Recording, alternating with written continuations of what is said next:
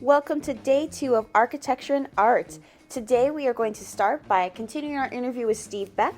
We are going to continue working on our architectural designs from last week, and then we're going to upload them to Seesaw, and you're going to tell us all about them. So my architects, grab your sketchbooks, grab your pencils, and grab your creativity, and we'll make some awesome architectural designs. All you got to do now.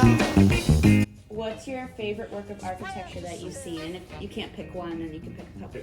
I recently saw the Salk Institute in San Diego, and it's a building that I've wanted to see forever. I haven't gotten an opportunity to see the entire building, and haven't gotten inside. Extremely big fan of the bulk of Calatrava's stuff. He has an ability to. His buildings are all very structural, but he changes the structure into a very visual sort of art. I've seen an inordinate Inordinate means an unusually large amount of Frank Lloyd Wright buildings.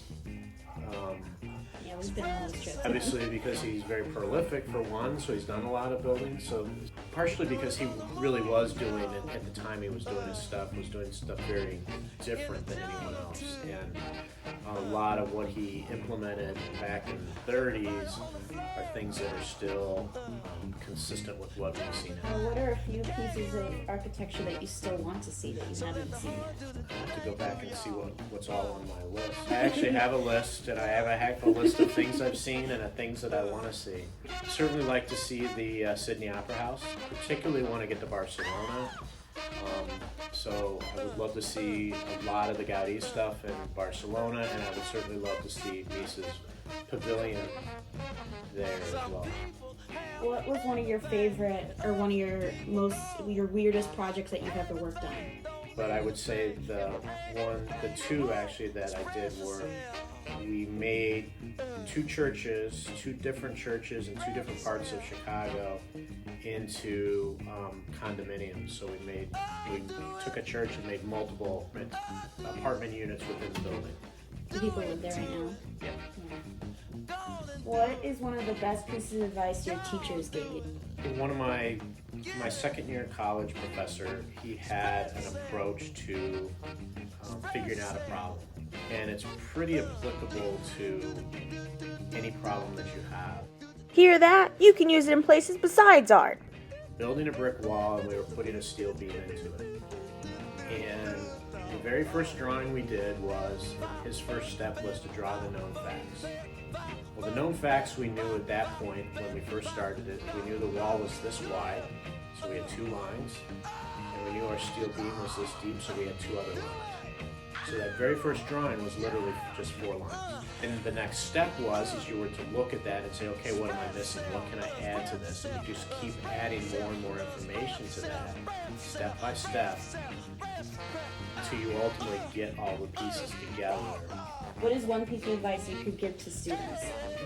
There was a point when I traveled to Greece, and all through high school I took art.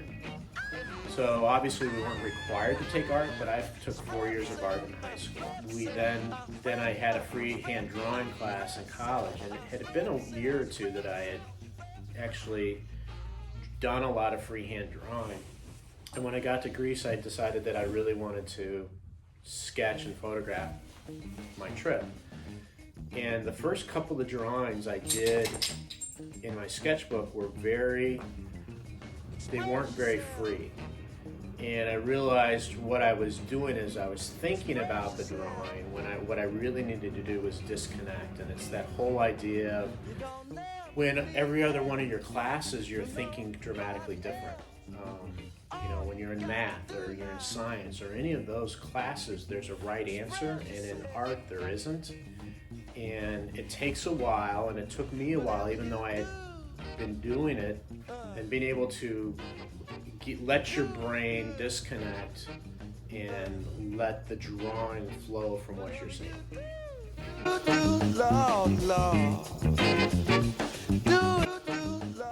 Today's learning target is I can design a building of my choice and describe specific details I included that make it usable and unique. Hello, second graders. Today we are starting by grabbing our blueprints from last week. If you do not have your blueprints, that's okay. We can draw another one or draw a new angle. If you're ready, if you got your main one done, you can add more, because as an architect, it is so important that we show multiple angles of our buildings. What's really cool about architecture is they take something that's imaginary and they bring it into real life. This building does not exist yet, but by showing the people the plans, showing what it would look like from the front, from the side, maybe the insides as well, that'll give people an understanding of what's going on and maybe, hey, I actually really like this building. Maybe I'll hire this person to design it for me. From last week, I added on solar panels to my roof, as well as windows along the top wall, because I thought it would be really important for the warehouse space to have lots of light coming in.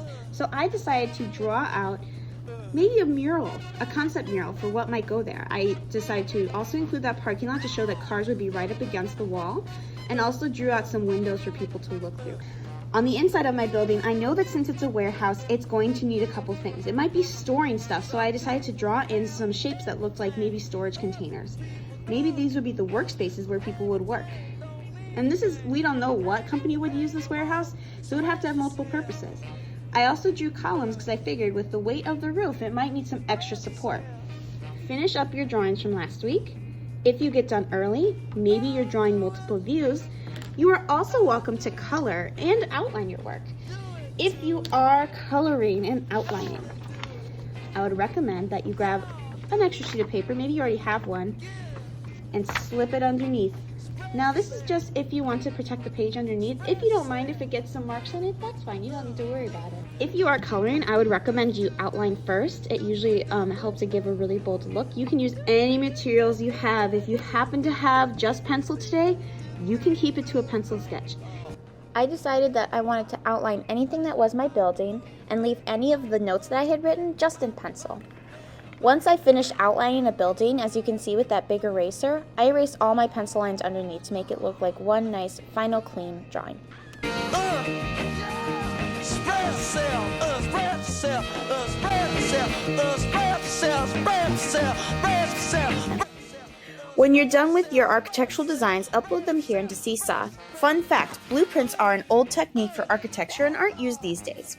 But we've been calling them blueprints because that's usually what we think about when we think of architecture.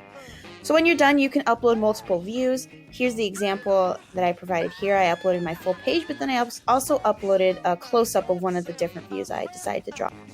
Besides uploading your pictures, you can also tell us about your artwork. On page 2, tell us all about what went into your design. Maybe what type of building did you create? Where will your design be built? What was your favorite part? Maybe any specific features you want us to take note of. Examples of what you should be posting today are on slides 4 and 5. When you're done with your architectural designs, you've posted a picture and you've told us about it, feel free to take any of these virtual tours.